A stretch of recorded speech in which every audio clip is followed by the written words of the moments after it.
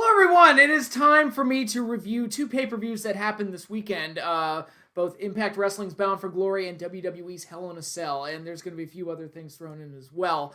I wanted to give my thoughts on both of those shows. I tried to do a preview for them in my previous video, but just ran out of time and didn't get it out as quickly as I would have wanted to.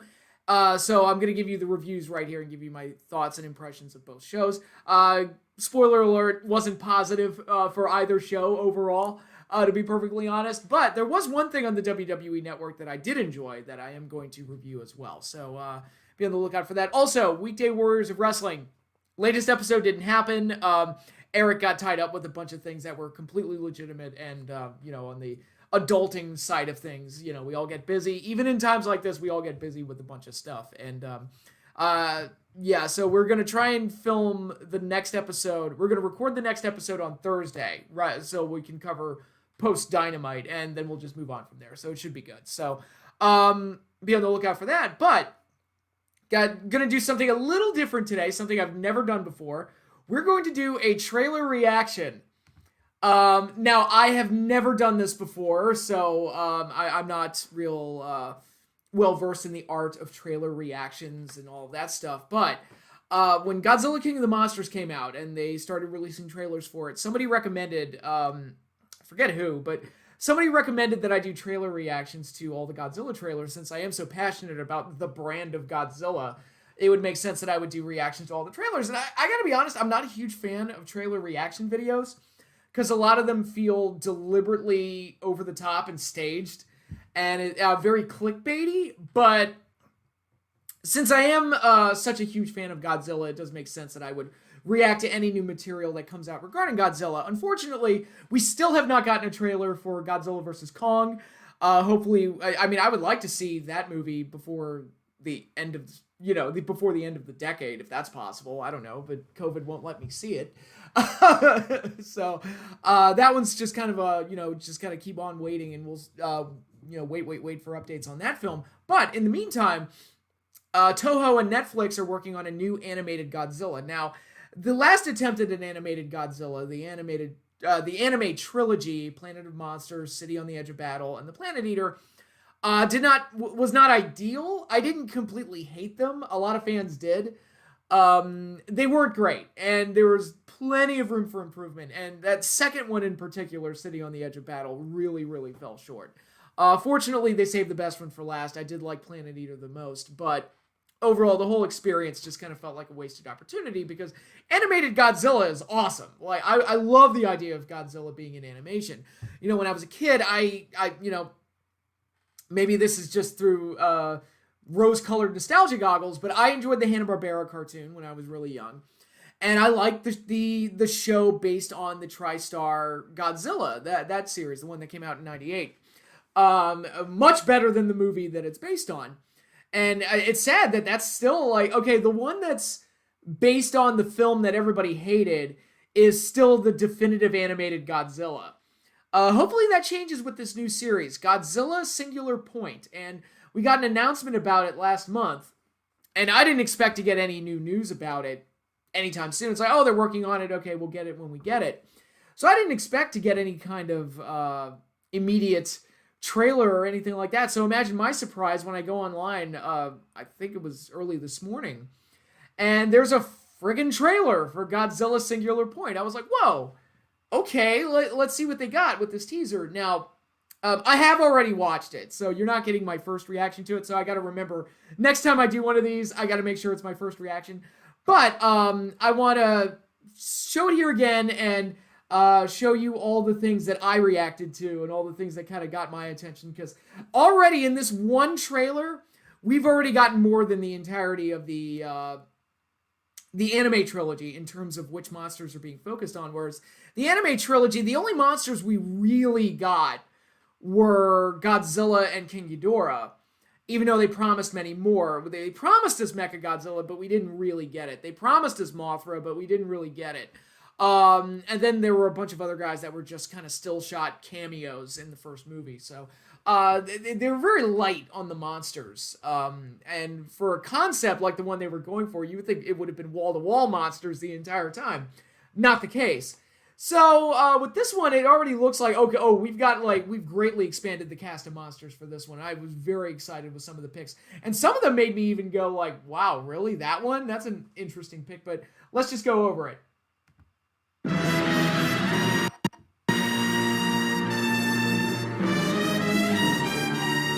Something stirs. I like that. The tail lighting up. There's my boy Rodan.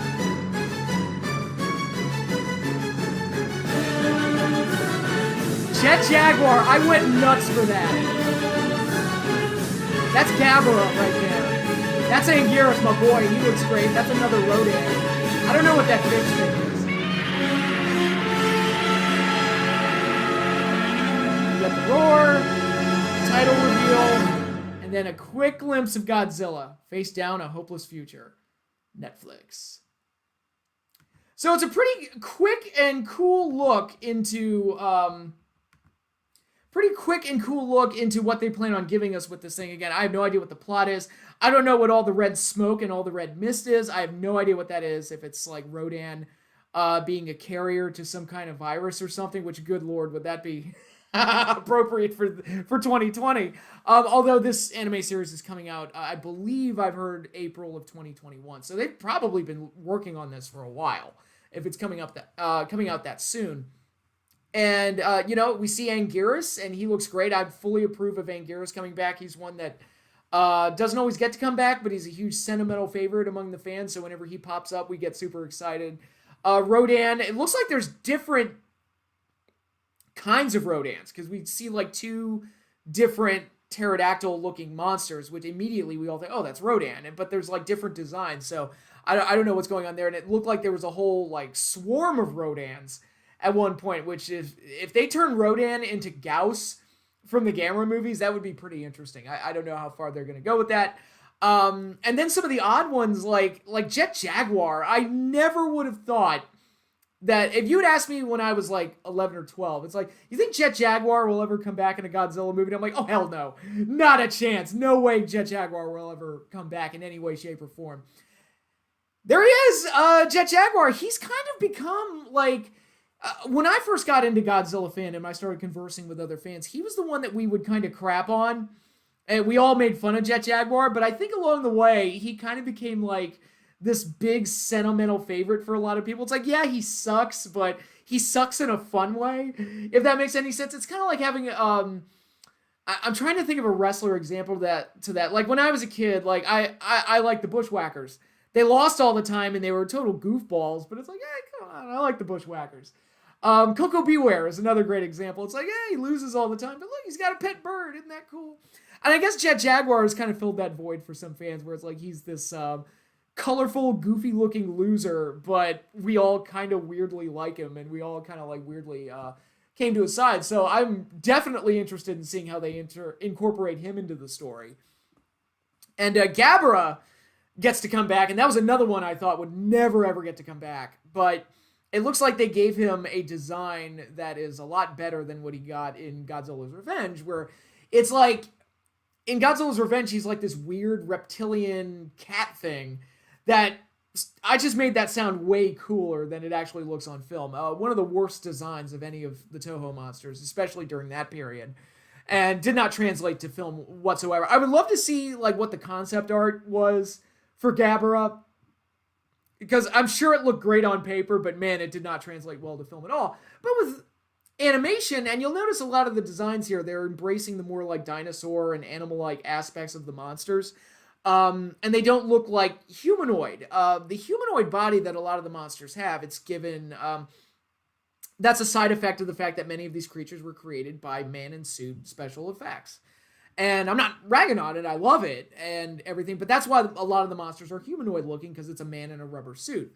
And some movies have embraced that, even more recent ones like Pacific Rim and the new Godzilla and Kong movies from Legendary. Guillermo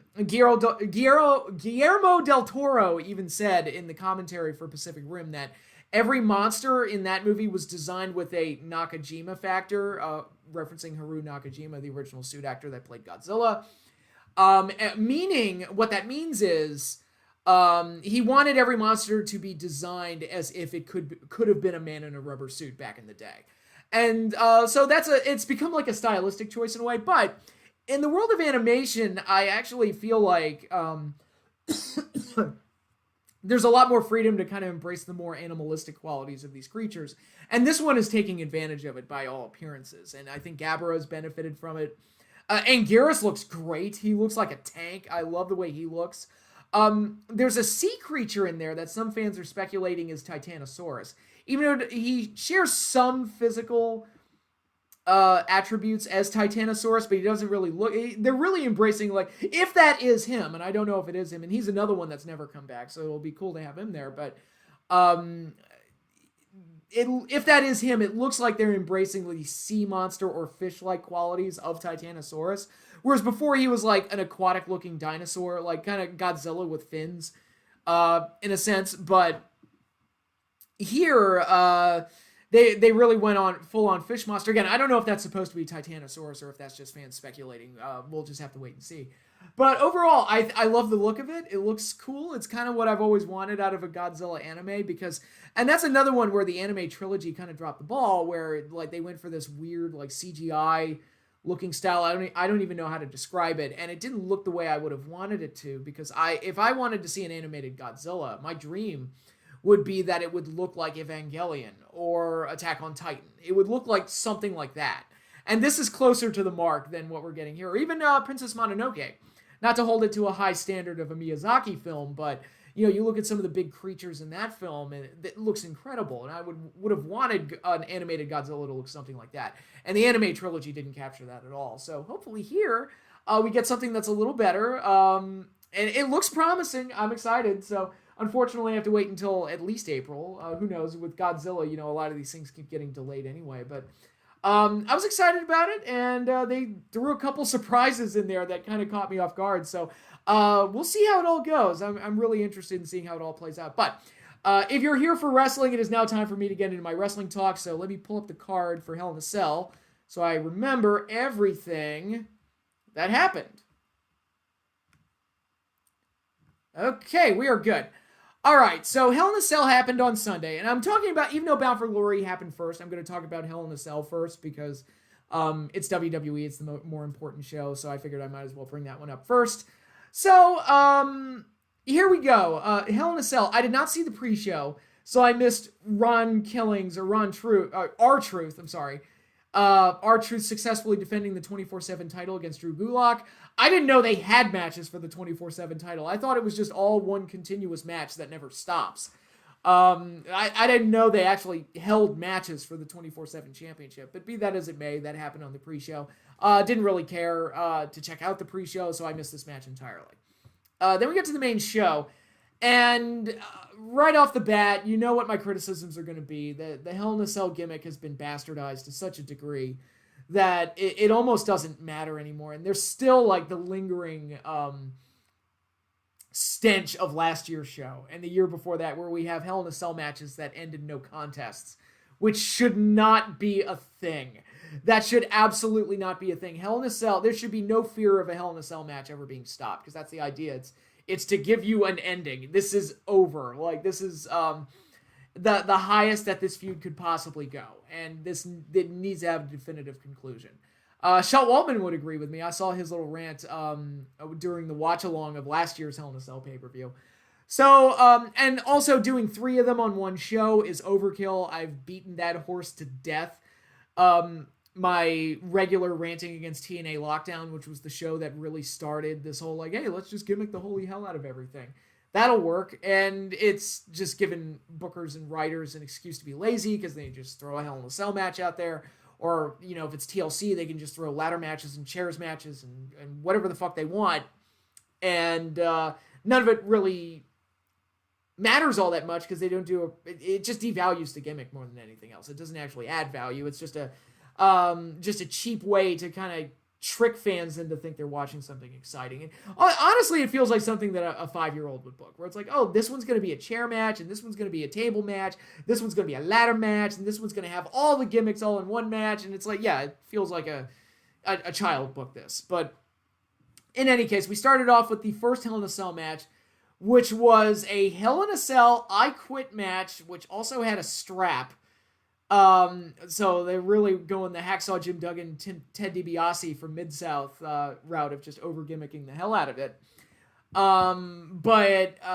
Yeah, this was for the Universal title, Roman Reigns versus J Uso. And I liked what they were going for here with a more like Roman Reigns. It was designed purely for Roman Reigns to get heel heat and be a dick. And to that end, I applaud that. The match was way too long, way too drawn out. And I feel like this whole thing could have been wrapped up in 10 minutes and we would have been fine. But as is, it just kind of felt like WWE kind of... I'm trying to think of a comparison. Oh, well, when, and I like to reference this a lot to show, like, how you can overdo something and just completely lose the impact of what you were going for. When Triple H turned on Ric Flair in 2005 on the Raw Homecoming show, he turned on him and hit him with a sledgehammer and left him laying in the ring. Boom, done. You got what you needed. But no. Triple H had to pick up Ric Flair, drag him backstage, continue to hit him with the sledgehammer, and this went on for it went past like a commercial break, and it went like 2 segments. I think 2 or 3 segments. It was ridiculous how long this was drawn out. And by the end of it, it just kind of lost me where I was like, okay, so how is Flair not dead yet at this point? Shouldn't Flair be dead? And, the whole impact of Triple H betraying him just kind of flew out the window because it just, the segment went too long. That was the problem. It just went on way too long. And this is another case of that where it just... he beat up Jey Uso, knocked him out, and wouldn't let the referee stop it. Then Jimmy got in there, and then Jey looked completely fine, and then it's like, oh no, he's beating up my brother, and then he quit. And that whole sequence I just described it felt like it went on for like 15 minutes. And by the end of it, it was just kind of like, you could have, this would have been what's the old Shakespeare quote? Brevity is the source of wit, I believe, or the soul of wit. I think this would have been a case. It's like you could have shortened this down to 10 minutes, not make it a Hell in a Cell match. This could have been an I Quit match or a strap match. It would have been fine. Did not have to be Hell in a Cell at all, which is why I was getting frustrated with the whole oh God, are they going to end another one of these in a no contest? Are we going to do that again? Which they didn't do that, but Roman at least got a win. But it just nice. I applaud the effort. I like the idea. I just think the execution wasn't what it could have been. And again, it's just a matter of get to the point. Just get to the point. You didn't have to drag it out as long as you did. Then we had Elias actually defeating Jeff Hardy by DQ because Jeff Hardy's a moron. I did not enjoy this match at all, so moving right along. Then we got The Miz winning the Money in the Bank briefcase and defeating Otis, which is hilarious because I keep forgetting that Otis has this thing. I think I've forgotten that Otis is Mr. Money in the Bank 3 or 4 times. And it's just funny. It's like, oh yeah, you're right. He does have that. But that's what I get for not watching WWE programming on the regular. So Tucker betrayed Otis, but they're on different shows, so I don't know how they're going to address that feud. Oh wait, they don't hold to the brand split anyway. They'll find some way to get around that. But so yeah, Otis is no longer Mr. Money in the Bank, and The Miz is. Didn't care for the match that much. It was fairly common and ordinary. If they weren't going to do anything with Otis as the Money in the Bank winner, then it just begs the question why they even give it to him in the first place. Just my take. I don't dislike Otis. I think he's a funny fat guy, and wrestling needs variety. And in the world of we're living in the world of the vanilla midgets, and it's like I like a guy like Otis who's just completely different and stands out on his own right. But if they weren't going to do anything with him or the briefcase, or even make it look like he could possibly win the title, it begs the question, why did he even win the thing in the first place? Just to set up a feud with Tucker, his tag team partner. I'm like, I don't know. And they took Mandy Rose away from him too, which is like, dude, you keep giving him all this stuff and then you take it away from him. What are you doing? It's like, what are you doing?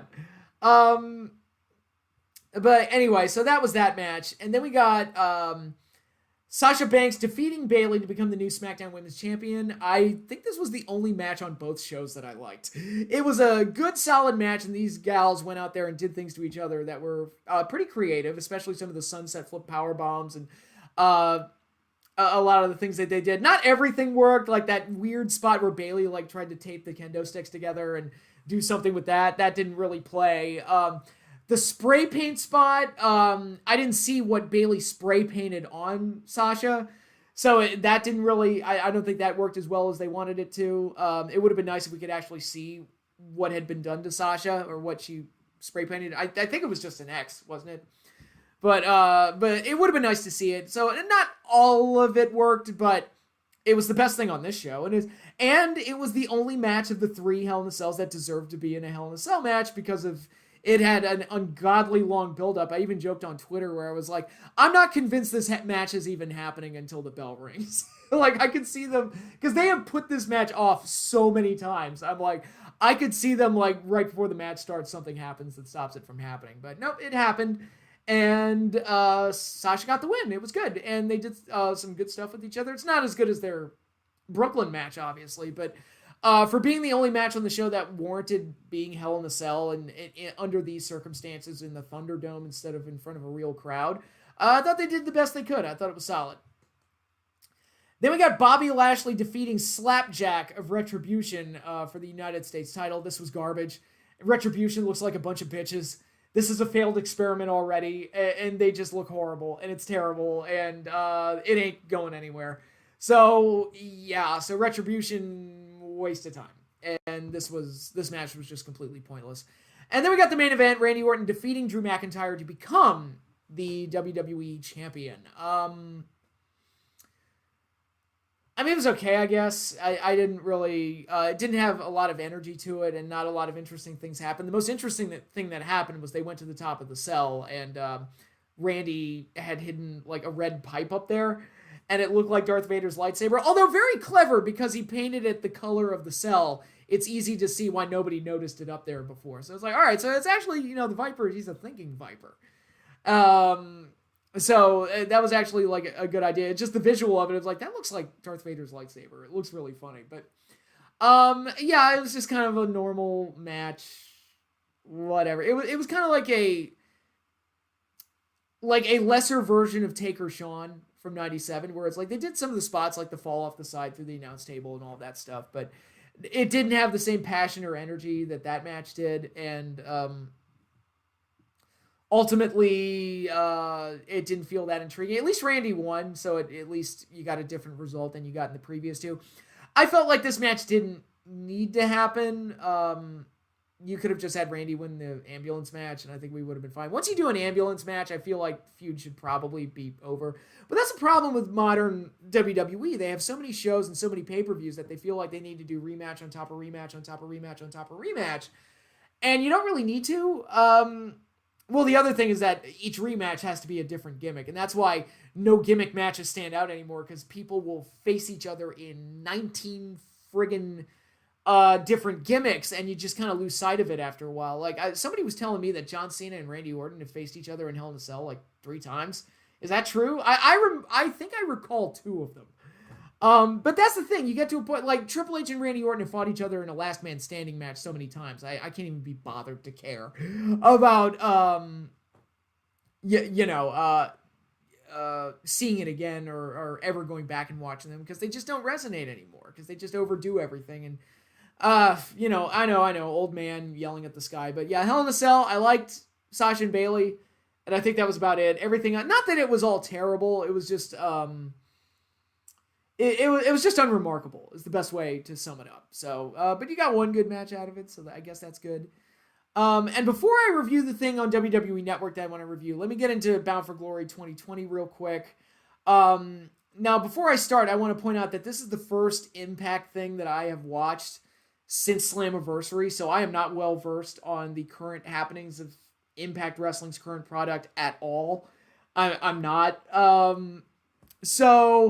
But I checked it out because Bound for Glory has become kind of a tradition for me. I have not missed a single since the first one in 2005, the night that Nash pulled out of the show again, and Rhino basically took his place in that Gauntlet match and won the NWA World Title. So Bound for Glory, for a while there, it had become like one of the better pay-per-views of the year when you look at shows like 06 and 07 and a couple of other ones. And it was a show that I kind of was at a point where I was like looking forward to it every year.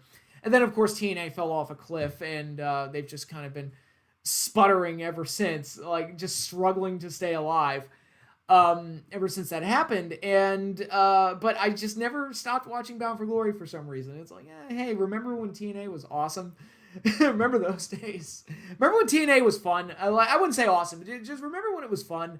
And now it's just kind of like, wow, it's like watching a corpse trying to go out there and perform sometimes. And it doesn't help.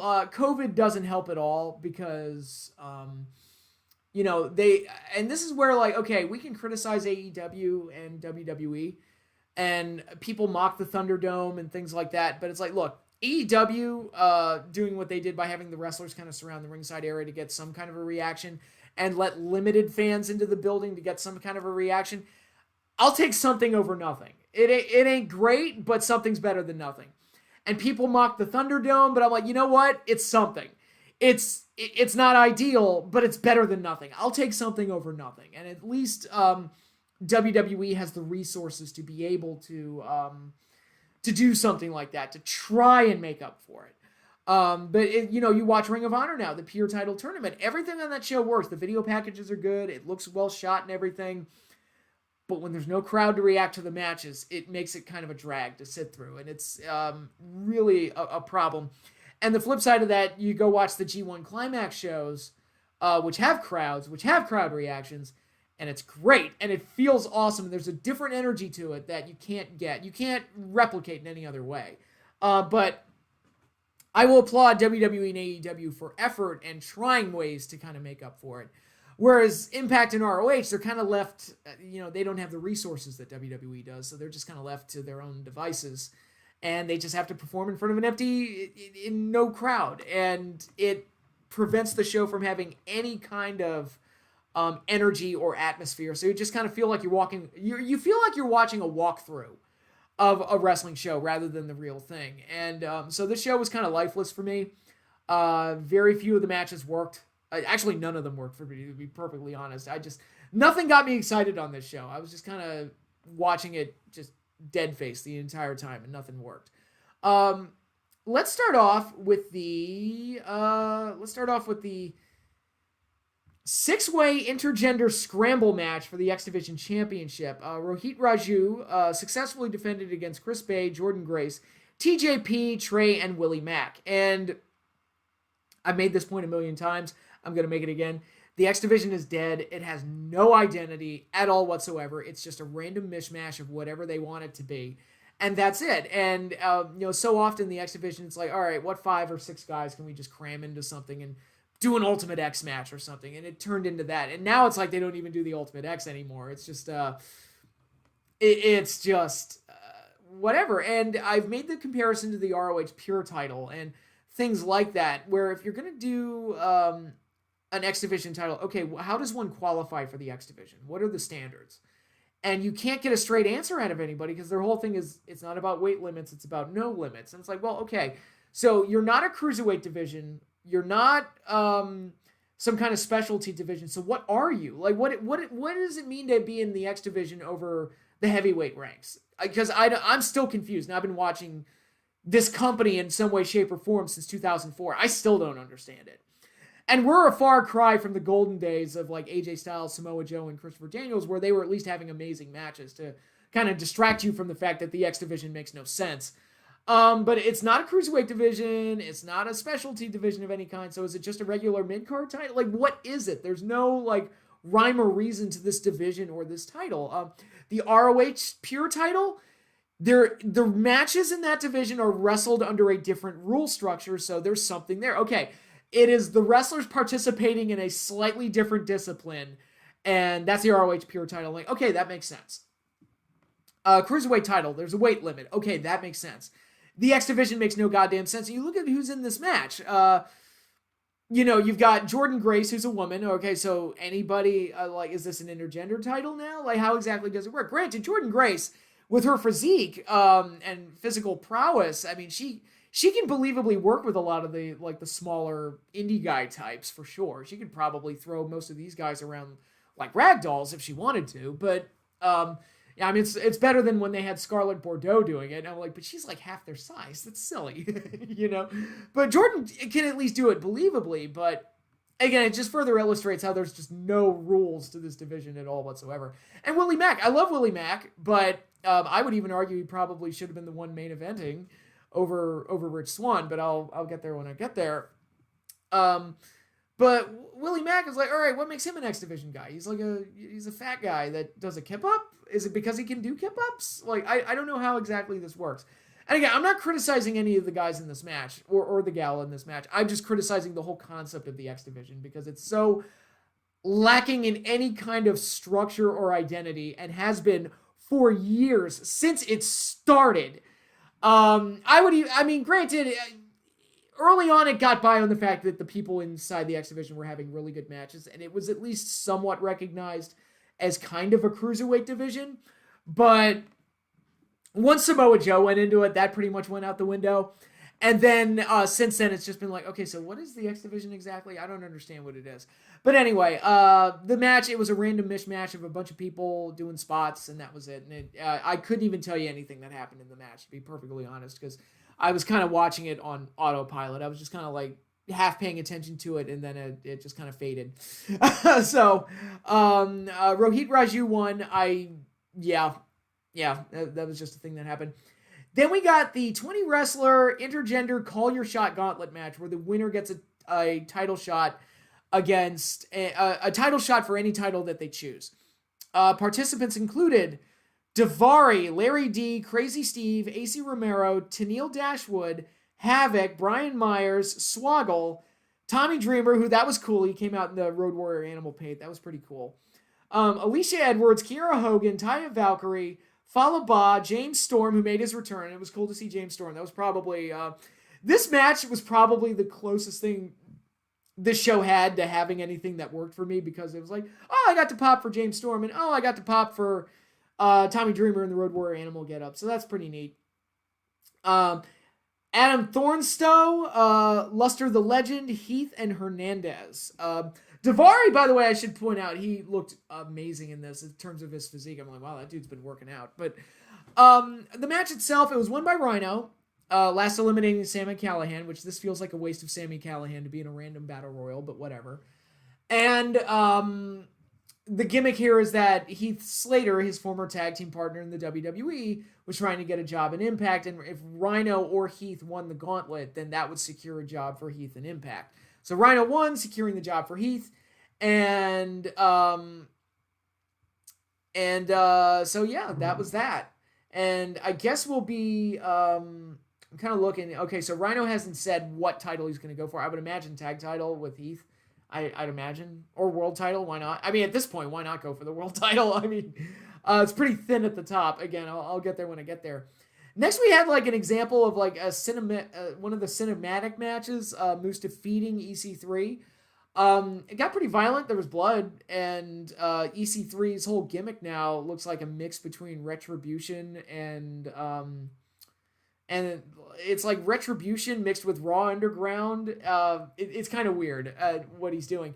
And unfortunately, the thing was kind of darkly lit, and it was kind of poorly shot, which is unfortunate because they went out there and kind of beat the crap out of each other, and there was blood and everything. And so there was a grittiness to it that I liked, but the overall thing was like poorly shot, poorly produced, and I feel like that could have been done better. And of course, Moose just beat EC3, which feels like a waste of EC3. Is like, that was a big pickup for you guys getting him. Because he's like one of the most talented guys out there that WWE just absolutely refused to push for whatever reason. And I was excited to see him show up somewhere because I like the guy so much. But this felt like a waste of him. Then we got Ken Shamrock defeating Eddie Edwards.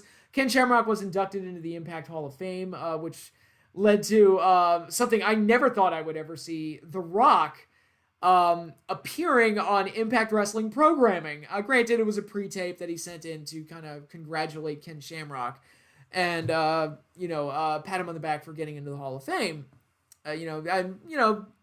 it's nothing to sneeze at. Ken Shamrock was the first world champion in that company's history. So it's like, it makes sense that he would get that nod. And it was cool to see The Rock. It was like, I never thought I would see The Rock on an Impact pay-per-view. Granted, it was a pre-tape from his home. So it didn't really, he didn't really appear on the pay-per-view or anything. But it was still like, oh, there's something for the tape library of Impact. They finally got The Rock on their show. Anyways, Ken Shamrock versus Eddie Edwards. Match was fine-ish, I guess. Shamrock looks to be in amazing shape for his age, but yeah, that's about it. I don't know. This one, it was a match. Then we had the 4-way tag team match for the Impact World Championship. The North winning back the Impact World Tag Team titles from the Motor City Machine Guns when they injured Alex Shelley pre-match, taking him out of the match entirely. The Good Brothers, Doc Gallows and Carl Anderson, and Ace Austin and Man Fulton. Now, you look at this setup here with this tag division. I'm like, all right, Motor City Machine Guns, reliable standbys. Sabin and Shelley have been really good for years. One of the best tag teams in TNA Impact history. Got the Good Brothers, who I like a lot. They're just two thugs that beat the shit out of people. So they work, if you push them and you put them in the right spot, they can work in just about anything that you give them, whether it be the Bullet Club or WWE, who I wish had used them better because I think they would have fit in well in WWE.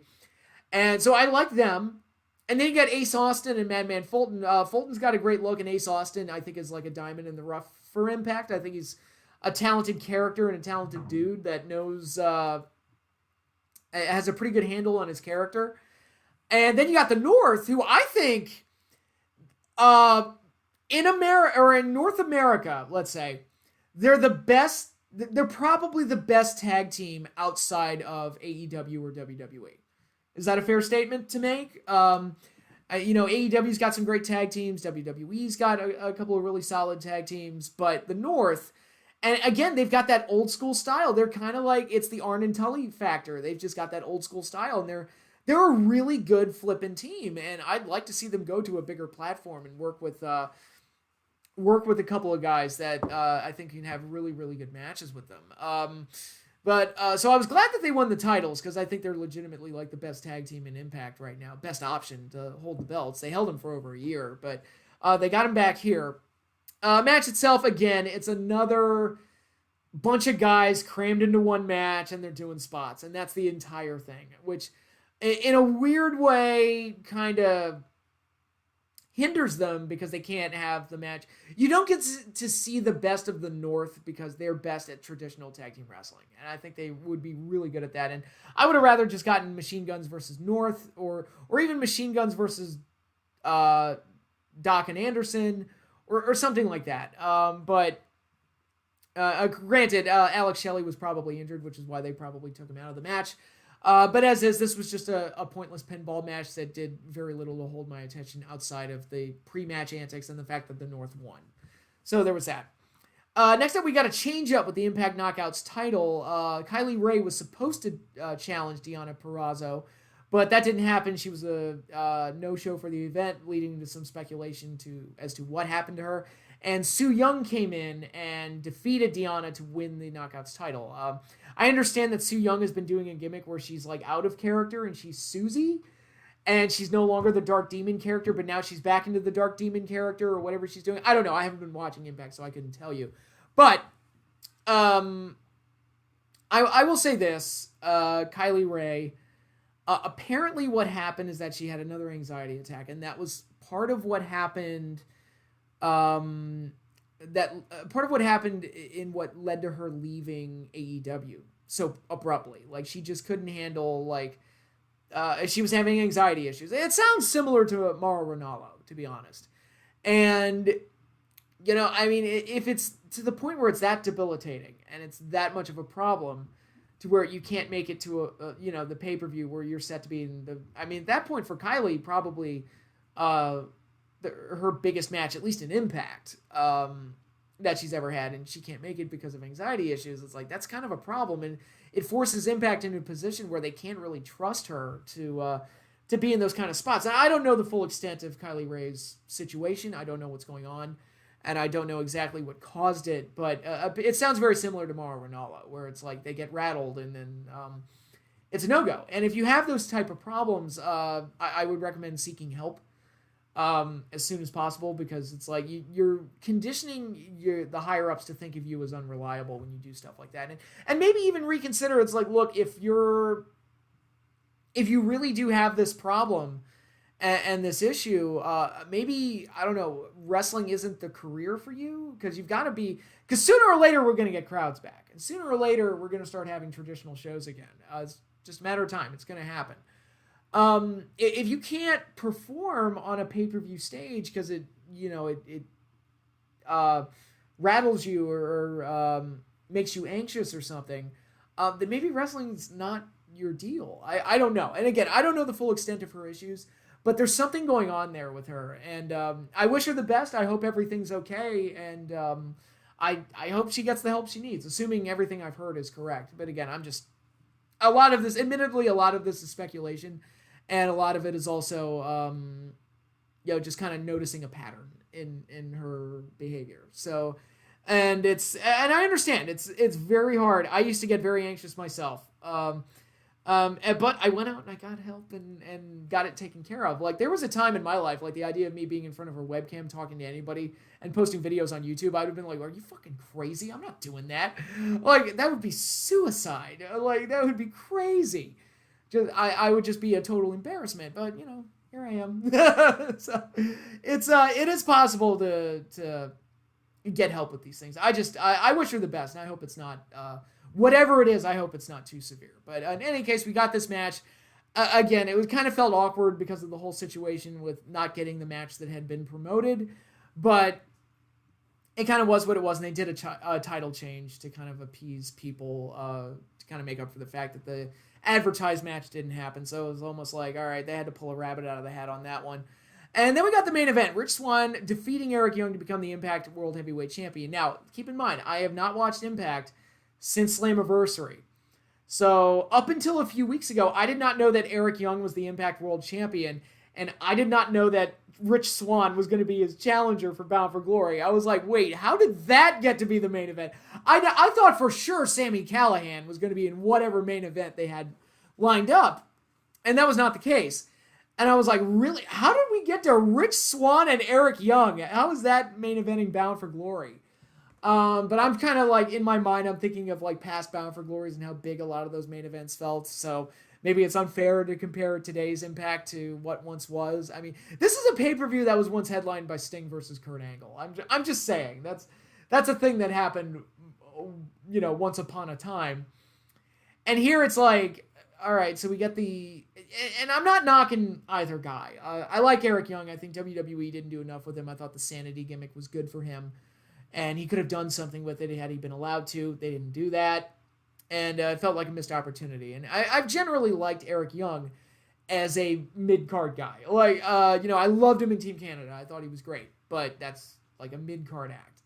I like the Don't Fire Eric bit, but again, that was a good, solid mid-card act. That's not something you want to start putting on main events. I think he plays a psychopath believably well. I think he does that well. So he can be a funny guy, but he can also be like kind of weird and creepy and scary. He can do it well. I don't know, like main eventer? I don't know. That's a bit of a stretch for me. And Rich Swann, very talented athlete. Seems like a good guy. We joked, much better everywhere else outside of WWE, because in WWE he's Rich Swann and he likes to have fun. And so my friends and I, we used to joke that his gimmick is the fun haver. He's just the smiling fun haver, Rich Swann. That's his gimmick. That's his whole personality, his whole character. He likes to have fun. That's it. You take him outside of that element, he's better, obviously. He's a very good, talented athlete. Main event. And again, you're looking at this card, and it's like, all right, I see Sami Callihan in a Battle Royal. I see Ken Shamrock, even at his age, in a mid-card match. I see EC3 in a mid-card match that was a pre-tape. I see Moose in a mid-card match that was a pre-tape. I'm looking around, and it's like, Willie Mack. Where's my boy Willie Mack? I like that guy. I love the dude. And they put him in an X Division match where it doesn't feel like he fits. And I'm like, dude, I mean, I would have accepted him in this main event spot over either guy, Eric Young or Rich Swann. But I don't know. I don't want to sound like I'm being too hard on either guy. It's just when that was pitched to me as the main event, I was like, really? That's the main event? And you look, the match, it was a main event match in front of an empty crowd, so it had no atmosphere or anything to it. And Rich Swann's title win didn't get over the way they would have hoped because there was nobody there to react to it, which is unfortunate. Match itself, I mean, it wasn't a disaster or anything. It was as normal as any other match that was performed in front of no crowd, but it just felt like a small time match to close with. It didn't feel like a main event. It felt just very small time, very mid-cardy. But then again, that's the state of Impact. So yeah, it ain't, like I said, it ain't what it was. Again, this was a pay-per-view that was once headlined by Kurt Angle and Sting, and now it's being headlined by two failed WWE mid-carders. And again, I don't want to sound mean when I say that. I really, really don't, because I do appreciate both guys. But the idea of that being a main event match just felt very weird to me. So that's Bound for Glory. Didn't like it. Didn't care for it. Yeah, that's it. That's it. Pretty much it. So before I sign off, I do want to talk about one thing that I watched on the WWE Network. It aired after Hell in a Cell, and that is WWE Untold, the Phenom versus the Legend Killer. Now, WWE Untold is one of my favorite things on the network because they just do these nice documentary style kind of shoot interviews that go behind the scenes on matches that had happened in pro wrestling history, and some of them are very, very good. They did the first Hell in a Cell match from Kane's point of view because it was Kane's debut. And so they did that, and I was like, all right, that's pretty cool to do it, because we think of that first Hell in a Cell, we tend to think about Taker and Shawn, but I mean, there was a lot riding on Kane's debut, and if that didn't work, that's 4 or 5 months of build-up right down the drain if Kane's debut doesn't work. Unfortunately, it did. It was one of the greatest debuts of all time. And so that was a really good one to watch. I think my favorite one is the one on the Hogan, Rodman versus DDP Karl Malone match. And the people they interviewed for that one to talk about how that match took place and all the pieces that had to come together to make that match happen and what it was like working with Karl Malone and Dennis Rodman. And they even had Dennis Rodman be part of it. So, which I'm sure was timed perfectly with the release of the Last Dance. Dennis Rodman was kind of in the spotlight again because of that docuseries, so it made sense that that WWE would reach out to him and get him included in this as well. But I thought that episode was very, very cool. It was really interesting to see how something like that happens, because you look back on that, it's like, man, wrestling was that cool back then, where it was like two of the top players in the NBA on the two teams that were facing off in the NBA championship that year were facing each other in the main event of a wrestling pay-per-view. That's a thing that happened. It's like, man, what a wild time to be a fan. I miss those days so much. The Monday Night Wars period will never be duplicated. And to be fair, the Monday Night Wars also did a lot of damage that we've never recovered from. Because I think that was where you started to see a lot of things where they overdid things and oversaturated things and ran things into the ground and overexposed things, and that leads to what you have now. But man, at the moment, a lot of it was really, really awesome. But that's probably my favorite episode. But they aired another one for the Undertaker and Randy Orton feud from 2005, which was one of my favorite feuds of the time period. And I think it's the feud that saved Randy Orton's career, because the face turn and Triple H feud did him absolutely no favors. And it was like, oh, well, they fucked over. I thought Randy was done. I legit thought, well, there goes that whole promising career, all that work Foley did to put him over, and it's done now. It's all done. It's been ruined. He's just dead meat now. And then along comes The Undertaker, and they turn Randy heel again, which they talk about, and Randy even made it sound, without specifically referencing like Triple H or that fiasco or anything, he mentioned it's like, I was back to doing what I was good at, and it's like, yeah, he should always be a heel, pretty much, Randy Orton. And went out there, had that great match at WrestleMania. They had that match at SummerSlam that I was there in person for. Really good match, although I do like that they talked about like how fucked up the makeup was for Cowboy Bob Orton, because that was very confusing live and did not play well on TV, unfortunately. And hurt what was an otherwise pretty good match. And they talked about the casket match at No Mercy. They talked about Taker's big return out of the burning casket in Survivor Series. And, of course, it culminated with their great Hell in a Cell match at Armageddon '05, which up there is one of my more favorite Hell in a Cells. I put it in the top 10, at least. Like, if I were doing top 10 Hell in a Cell matches off the top of my head, I'd think, okay, Taker Shawn, obviously. Taker Foley, purely for, like, the spectacle and the historical significance of it. Not so much for the work, because it's not a very well-worked match, but just for the sheer, like, insanity of what had happened. That something like that happened on pay-per-view was kind of incredible. Cactus and Triple H is up there. I'll throw Taker Triple H up there from WrestleMania. Shawn and Triple H, even though it was probably a little too long, that one's up there. Edge and Taker's up there. Trying to think. What would be some other ones? Yeah, after that, see, then you start getting into the period where they started doing the pay-per-view, and that's where it starts to get really thin. But yeah, Taker Orton, I would be up there, I think, in a top 10 at least. For me, anyway. It would be in the top 10 Hell in a Cells of all time. So it was just a year-long build-up, and they didn't do pay-per-view on top of pay-per-view on top of pay-per-view. They let it breathe. They let you have moments, and they gave you space in between the matches, so when you got to the rematch, it felt like a bigger deal. Orton and Taker didn't face each other again until SummerSlam, after their WrestleMania match. And then they did the casket match, and then they took another break, and they did the thing in Survivor Series, and then that led them into Armageddon and things like that. So it was a very well-handled feud, and it was great to see Taker and Orton talk honestly about the things that they liked about the feud, the things that they didn't like about the feud, Orton being honest about some of his bad behavior issues, and how he missed the rehearsal for WrestleMania. It's like, and to me that sounds insane, because it's like, dude, you got the Undertaker match at WrestleMania. That was a big deal. Now, Orton said something on the documentary. He's like, well, the streak wasn't really a thing yet. I'm like, yeah, it was. To me, the streak started becoming a thing at WrestleMania 17. That was when it started, like when they first started talking about Taker going 9-0. That was where like the mystique of the streak like kind of started to get some kind of traction. And then when he went 10-0 against Flair and did the thing, you know, that whole thing, then it was like, okay, the streak's a thing. I feel like the streak's a thing now. And so that's not entirely accurate on Orton's part, but it's it still worked very, very well overall. Like that whole feud was great.